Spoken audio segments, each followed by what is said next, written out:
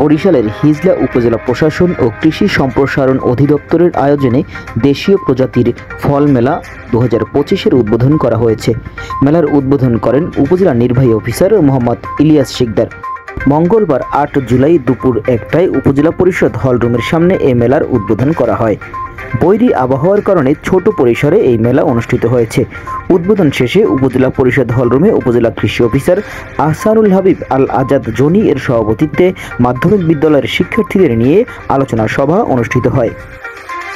সভায় প্রধান অতিথি হিসেবে উপস্থিত ছিলেন উপজেলা নির্বাহী অফিসার মোহাম্মদ ইলিয়াস শিকদার, উপজেলা কৃষি সম্প্রসারণ অফিসার মোহাম্মদ শামীম আফ্রিদির সঞ্চালনায় অন্যান্যের মধ্যে উপস্থিত ছিলেন অতিরিক্ত কৃষি অফিসার নার্গিস আক্তার, উপজেলা মাধ্যমিক শিক্ষা অফিসার মোহাম্মদ মহিউদ্দিন সহ বিভিন্ন দপ্তরের কর্মকর্তা ও কর্মচারী এবং শিক্ষকবৃন্দ।